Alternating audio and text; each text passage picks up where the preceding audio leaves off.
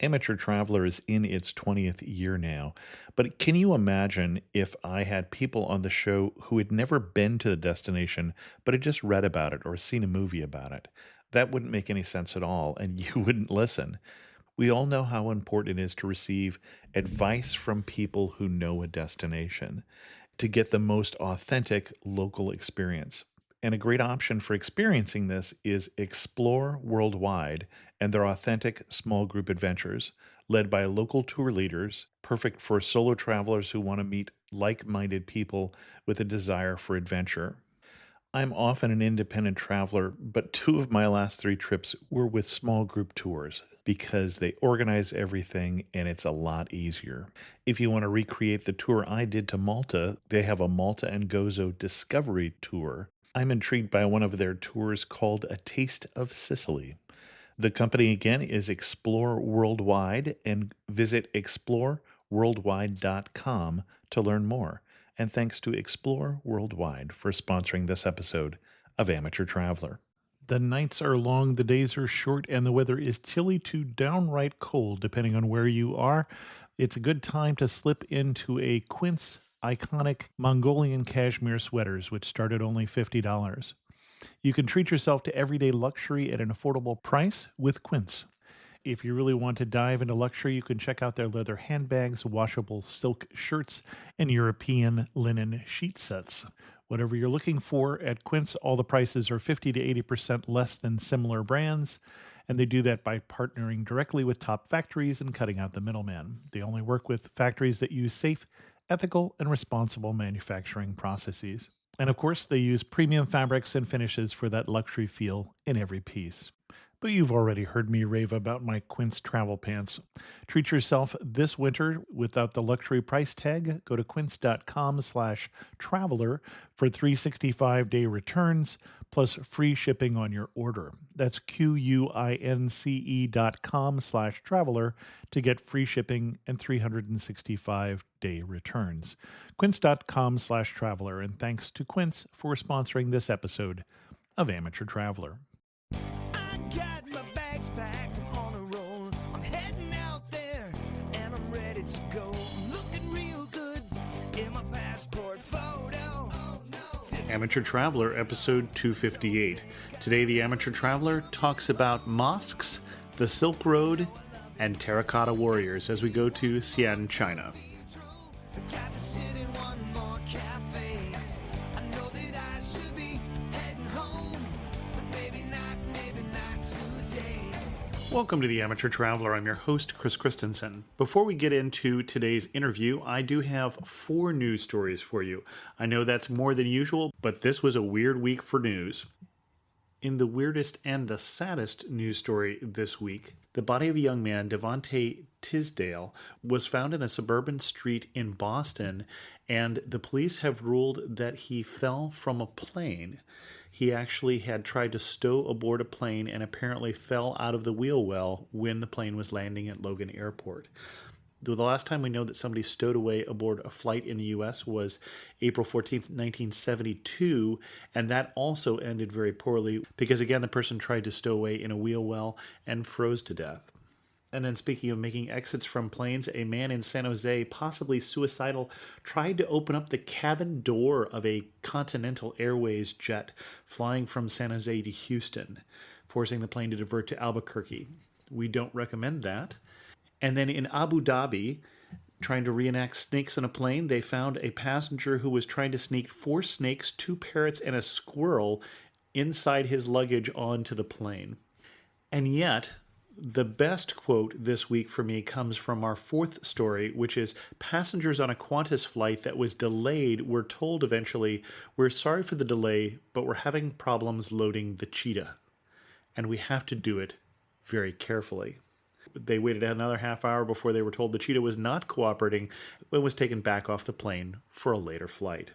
For links to all 4 of those stories, check out the show notes at amateurtraveler.com. I'd like to welcome to the show Brook, who's coming to us from Los Angeles to talk about Xi'an, China. Brook, welcome to the show. Thanks for having me. I appreciate it. And just in case somebody doesn't know what we're talking about, can you put Xi'an on a map? Actually, we should spell it too, because I'm not sure from my pronunciation, people are going to know what we're talking about. So, Sure. It's spelled Xi apostrophe AN, and it's in the Shaanxi province. It's probably an hour flight west of Shanghai. and what led you to go to Xi'an? Well, my husband and I had decided to go to China, and we had 2 weeks. Unfortunately, we would have loved to have had more time. And obviously, Beijing was the city, a city we wanted to go to, and it was during the World Expo, so we went to Shanghai as well. Oh, okay. So when my husband and I chose Xi'an, we were familiar with the Terracotta Warriors, but we didn't know much else about the city. So we thought that would be an interesting experience. So after we went to the expo in Shanghai, which was quite crazy, we decided to tone it down a bit and move on to Xi'an.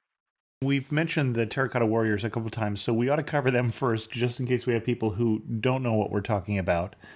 And this is where they found basically a whole army made out of terracotta or made out of pottery, Exactly. basically buried out there in the western part of China. Yes, it's a fascinating story. The first emperor of China had, during his reign, decided that in the afterlife he wanted to bring his army with him. So basically he commissioned, or I guess not commissioned, he had all of the local people in his kingdom build these warriors. They're fantastic. They're about 6.5 feet tall. They have different faces, different expressions, there are different type ranks, obviously depending on the military. He had them build a complete army, which was discovered in 1974 by some people in the village who were looking for water, and they stumbled on one of the pits. Now, I guess the best way to describe it is there are 3 pits, and when I say pits, they're more like airport hangars. They're huge. Probably the entire complex is about 15,000 square kilometers. Oh, my. And they've been excavated. It's massive. I mean, you could park airplanes in these structures. You mean square meters? Square meters, yes, I'm sorry. Okay. And yes, about 15,000 square meters, I believe, is the largest pit. And within the pits, there are these corridors just filled with these different warriors. And I've seen pictures, and you can't possibly understand it until you see them in person. Originally, they were painted, and obviously because of time, the paint has worn off, but they're absolutely fantastic. And when you go visit the warriors, they aren't right in Xi'an. They're probably about 45 minutes outside of the city. So you can hire a car, which is what we did, and it's probably the easiest thing to do, to take you out there. And you can also hire guides. I would really recommend visiting the museum that's attached to the pits, because it gives kind of a history of the Terracotta Warriors, how they were found, the excavation process. They're actually still being excavated now. And the interesting thing is the first emperor wanted to bring these warriors with him in the afterlife. In addition to that, they say that he actually wanted to bring his entire kingdom with him. So they've discovered these warriors, but there's also a tomb where he's supposedly buried, and they haven't been able to excavate that yet because they think it's booby-trapped. But they think that there's an entire kingdom in there buried with him. So when they're able to excavate it, it's going to be really fascinating. From what I was reading, this is from about 210 BC or so. Yes, it is. So 2,000 plus years old. Exactly. And I think there are about 6,000 warriors total. In addition to warriors, there are horses. They have chariots. The warriors originally had weapons with them, but most of the weapons were made of wood. And so obviously the wood disintegrated over time. Mm-hmm. But the warriors are still, other than being discolored now, they're in fantastic shape. They're really breathtaking. And now we've just exhausted everything I know about Xi'an. And certainly the Well, reason that I wanted to go there as well. But what else is there to see besides that? it's funny you say that because that's pretty much all we knew about Xi'an when we got on the airplane. And fortunately, actually, when we had been in Beijing, we had met some people who had recommended Xi'an as well. So that said, wow, there are so many different things to see there. I have to say, my favorite thing in Xi'an is the Muslim Quarter. Oh, Actually, okay. the Mm-hmm. oldest mosque in China is in Xi'an, and there is a large Muslim community there. Or it's a minority community, but it's a Muslim community, and there's a Muslim quarter where it's made of lots of small streets with food vendors. You can buy the absolute most amazing food, lots of kebabs and sweets, juices, dried fruits, and there's lots of bargaining there. You can pretty much buy anything you want, whether it's a reproduction of the Terracotta Warriors or purses or jade. But the Muslim Quarter is really fascinating because you don't feel like you are in China. I spent some time in Turkey, and I very much got a feel for like I was in Turkey when I was there. Another interesting thing about Xi'an that I hadn't known was that it was actually the start of the Silk Road. Mm-hmm. And so there's so many different influences on Xi'an because of that. Obviously the Muslim Quarter is one of those. And as I mentioned, the Great Mosque is also in the Muslim Quarter. It's the oldest mosque in Xi'an. And unfortunately, I didn't get to go in, but it's absolutely breathtaking. It was built, I think, in the mid-600s during the Tang Dynasty. And just to double check, you couldn't go in for time, or it's not welcome because you're not because I run into both. Right. We couldn't go in because of time. Okay. And I'm not 100% sure. I don't know if we would have been allowed to have gone in. Okay. But just for us, we unfortunately couldn't go in because of time. But it's a really wonderful area to just kind of get lost in for a couple hours. Mm-hmm.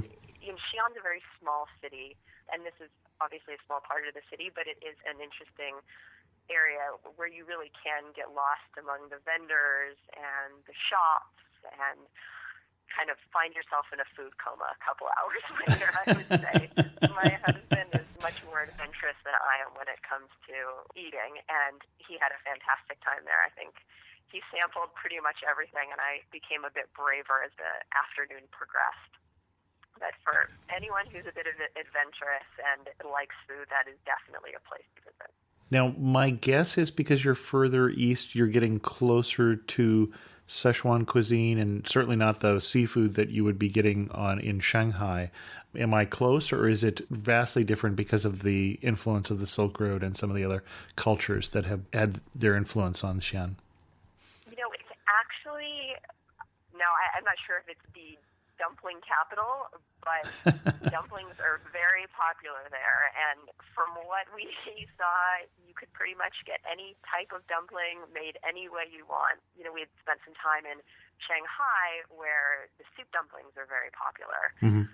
Xi'an really, I think it's kind of make your own dumpling. You really have a lot of options, and that's what it's known for. There are lots of fruits there as well. If you're wandering around the street at 1 a.m., you'll find many fruit vendors, juice vendors, sweet vendors, but dumplings are really quite popular there. Okay. And then what else stands out for you with Xi'an or the area around there? I don't know how far out of town you got other than to the Terracotta Warriors. Well, Xi'an's very interesting in that there's a wall around the city. So you have the city of Xi'an, and it's been developed quite a bit over the past few years. I think, probably the population has grown a few million just in a couple of years. And when you get outside of the city walls, you really see the expansion. Every street you walk down or you ride a bike down, there are new buildings being built, there are cranes. You feel as though a city is being built around you, which I found fascinating. But within the city walls, it definitely has a different feel. It has a feel of an older city. One of the most enjoyable things I think to do in Xi'an is to actually walk around the city wall. And the city wall has been restored. It's absolutely amazing. And particularly during the summer and the spring when the weather's really nice, people rent bicycles and will ride bikes all around the entire city wall. And it gives magnificent views of the bell tower, which is in the middle of the city, and out to the newer part of Xi'an as well. You talked about the weather being good in spring and summer. What time of year were you there? We were there in the summer, and actually, unfortunately, when we were in Xi'an, the day that we went up to the wall, it was raining, and they usually won't rent bikes in the rain because it's still quite slick. Mm-hmm. But it's really just a wonderful, it's not a wall that you can walk around because it's huge, but it just provides fantastic views and gives you a good sense of the history. I believe it's one of the best preserved walled cities in China. And then what else would you recommend that we see while we're there? I think also there is a big Wild Goose Pagoda, which is in the newer part of Xi'an, and the bus system there is very easy. You have to pay attention, obviously, because the bus drivers are quite kind, but most don't speak English, so you do have to stay on your toes and have an idea where you're going. But outside, probably about 20 minutes outside the main walls, there is a huge park area, and behind it, this big Wild Goose Pagoda, which is actually attached to a functioning Buddhist temple. And in the 1500s, there was an earthquake, and the pagoda lost a couple stories, and it actually leans a few degrees to the west. So when you're looking at it, the pictures are really fascinating. You almost have a feel of a leaning Tower of Pisa, probably not to the same degree, but it is really interesting. But outside of the pagoda and the temple, there is a massive water show. It almost gives you a sense of being in Las Vegas at the Bellagio, but much larger. It's said to be the largest water show actually in Asia, and probably a few times every day.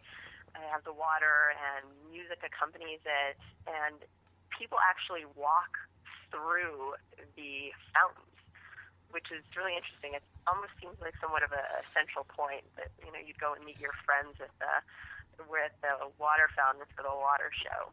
And then obviously the Wild Goose Pagoda and the temple are behind that. And I think that's a really nice way to spend an afternoon walking around there.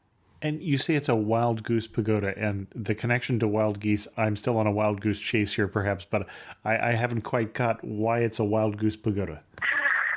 Well, that's the name of it. And okay. I believe there are some legends as to why it's actually called the Wild Goose Pagoda, one of which I think has to do with some monks being at this temple and being very hungry, and these were monks who ate meat, and they had been praying for some food, and I guess a goose came there, fell from the sky, and landed there. It had died, and they thought it was a sign for them to stop eating meat, and then they built a pagoda there. That's the legend that I have heard. So okay. That was the only story about the Wild Goose Pagoda, but it's a fantastic structure and just really interesting walking throughout the temple because it is a functioning Buddhist temple. So as you're visiting the area, you see them going about their daily business. So it is a tourist attraction, but it doesn't have the feel of a tourist attraction. Anything else in terms of sites that we should see then also while we're there?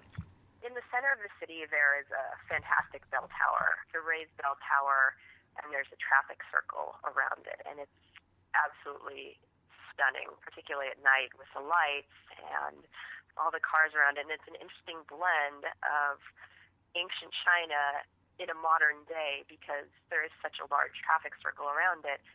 It's not particularly friendly for pedestrians to walk around that center. So there's a subway that is basically the infrastructure that they have there is for a subway, and they say that they're going to build one in Xi'an within the next 10 years. But you have to go underground to get to different parts of the main street where the bell tower is. And if you go up to the bell tower, you can see a Starbucks on one side, and then you can see a McDonald's, and you can see a big mall. So it's an interesting blend of having this bell tower in the middle of quite a bit of chaos and, a very modern city. Okay. What was your biggest surprise? You say you went only knowing about the Terracotta Warriors and the same situation I would be in, at least before you and I talked. So what caught you off guard?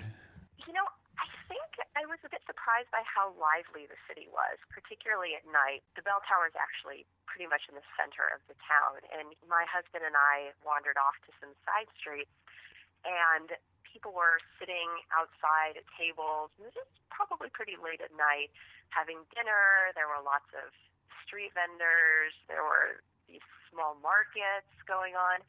And there was just so much energy there that I didn't expect. I thought it would be somewhat of a sleepier town because it is a smaller city. Only by Chinese standards, of course. By Chinese standards, exactly. Exactly. In the U.S., it probably would not be considered such a small town, but it was. I think I also do have a bit of a, not a warning, but most people usually take the train either from Beijing to Shanghai or take the train going back, at least in one direction. And the train stations, if someone has never experienced a train station in China, is rather chaotic.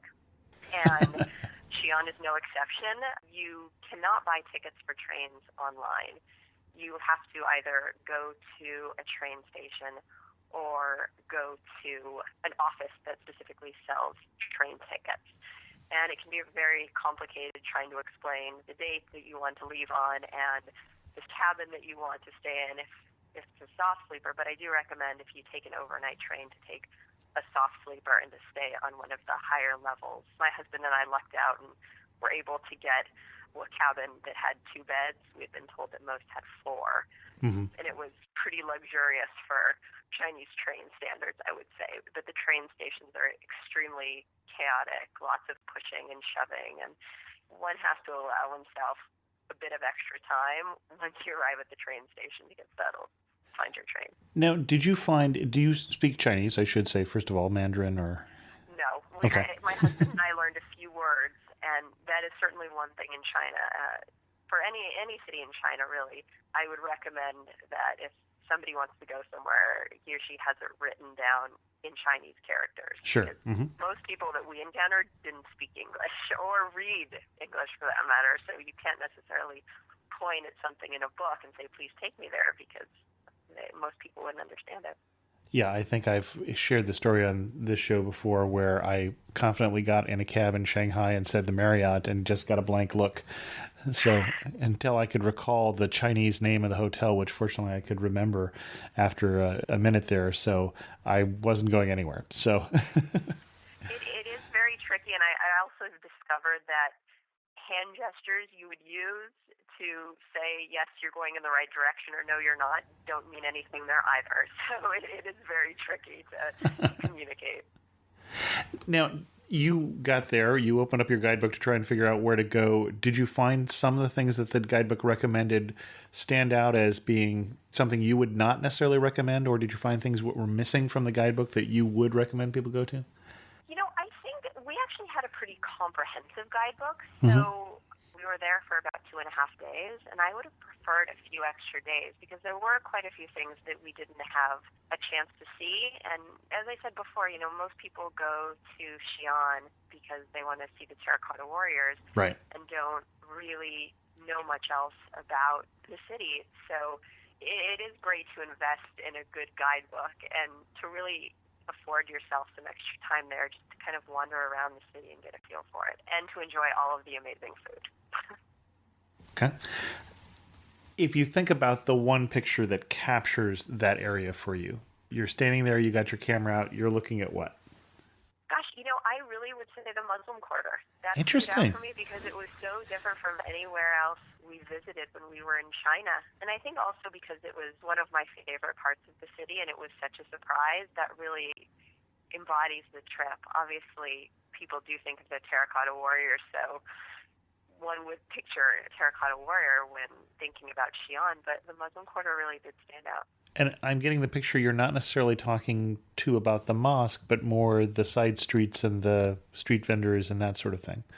Exactly, Okay. and just the energy of people riding their bikes and trying to avoid traffic and trying to maneuver, holding a kebab in one hand and a juice in the other, and hoping you're not going to get run over by someone on a bike behind you.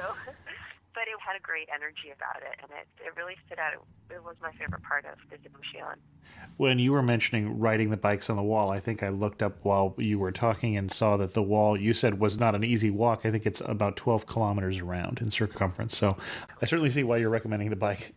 Yes, and they also have golf carts, too. So if someone is particularly lazy or isn't comfortable riding a bike, a golf cart is also an option. But that can certainly take a few hours.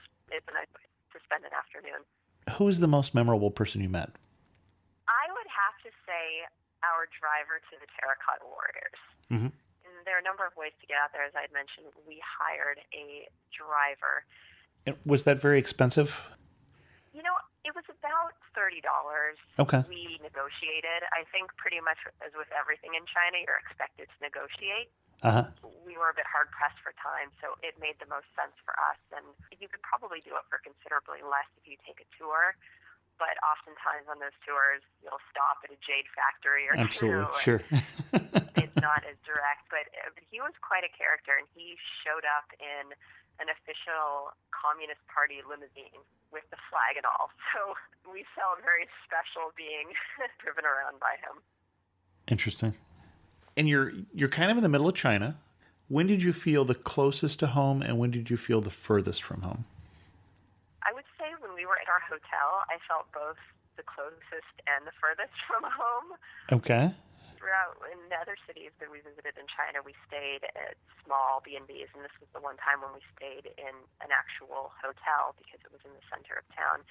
And it was very Western. It had all of the comforts of home, but skewed a bit towards China. For example, we had internet, but only in certain parts of the lobby. And we were actually given an upgrade to a suite the first night. And then the next night we were told we don't really understand why that we had to move because somebody else came who needed to have our room.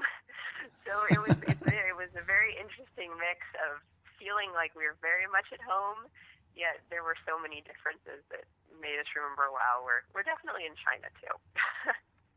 But the entire city really, it was very friendly, very welcoming. I felt safe walking around. Mm-hmm. And it was just a really enjoyable, almost enjoyable break from the larger cities. Well, and statistically, I'm sure you were much more safe than in walking around in any U.S. city from a crime point of view. One thing that you saw that you just had to laugh and say only in China or only in Xi'an? Gosh, I would probably say right outside of the city walls, we were trying to get back into the city from the area where the Wild Goose Pagoda was, and there were no sidewalks. We literally had no place to walk, and we had always been told that traffic in China can be very dangerous, and the best way to cross the street would be to follow someone who was from the area. Absolutely. When we were trying to get back in, we found someone and literally just latched on to the man and crossed the street. And I thought, my gosh, this definitely would never happen to me back at home. And I think Xi'an, more than the other cities, really was more difficult to maneuver. I think Beijing and Shanghai have more sidewalks and they're a bit more pedestrian friendly. Sure. Mm-hmm. Okay. But it can be a little bit dangerous crossing the street in Xi'an. Okay. Before you go to Xi'an, one thing you should know and one thing you should pack.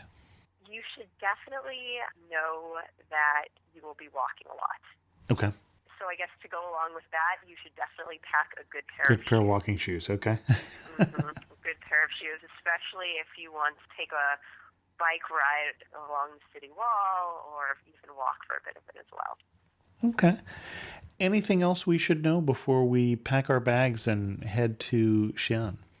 Xi'an is really more than the Terracotta Warriors, and they're going to build a metro, and I really hope that obviously people do visit it because of the Terracotta Warriors, but there's so much more to see in the city that I really hope people give it a bit more time to just going off to see the warriors and then heading out, because it really is a fantastic city, and it's so different from many of the other cities in China because of the Muslim influence, I think. Final two questions. Finish this sentence. You really know you're in Xi'an when what? You really know you're in Xi'an when you are trying to balance your food and not get hit by a bike. And if you had to summarize Xi'an in 3 words, what 3 words would you use? I would say not just warriors. Not just warriors. Excellent. Brooke, thanks so much for coming on the show and sharing with us your wonderful trip to Xi'an. Thank you for having me. In news from the community, I forgot to mention last week that the Amateur Traveler is actually up for a podcast award. Not this show, not the audio show, but the video show. If you're interested in voting, you can go to podcastawards.com. I am planning on being completely crushed by shows such as Dignation, but you can vote anyway if you like. But I do thank those of you who nominated the show. And then I had heard this week, I got an email from Randy in Annapolis who had this comment on the Glacier National Park episode. Love your podcast, longtime listener. Glacier National Park is a wonderful place to explore. Just wanted to note that going to the Sun Highway typically does not open until the week of July 4th. It depends on snowfall and efforts to clear it. The week I was there in 2007, it opened July 2nd. Timing was good for me as I arrived on July 1st. Much of the very popular Hidden Lakes Trail near Logan Pass Visitor Center was snow-packed and icy, but still quite wonderful in early July. Wildflowers were wonderful below the snow line. If you check the Glacier National Park website in the early summer, you'll see the frequent updates on the status of plowing and opening of the Going to the Sun Road. Thanks so much, Randy. That's a very good tip to know. A while back, I heard from Eric, that's E-R-E-K, who said, "Thank you for your podcast. I just listened to the Seattle podcast and became nostalgic. I used to live in Port Townsend, Washington, and have since moved back east to New Hampshire. I'm currently listening to the Biking Across Central America, loving it, and it reminded me of my friend Doug Guzelman, who biked across the Amazon in South America. I think he'd love to talk about it. He has a website called AmazonPilgrim.com. He blogged throughout his trip. I hope you enjoy it. We loved following along with his adventures. Thanks again for your podcast. I look forward to listening to more." Well, thanks for your comment, but at least for this week, there is no more as we're going to bring this episode to a close. Feel free to rate the Amateur Traveler on iTunes. Give us a review. If you have any questions, send an email to host@amateurtraveler.com, or better yet, leave a comment on this episode at amateurtraveler.com. You can also follow me on Twitter at Chris2X. And as always, thanks so much for listening.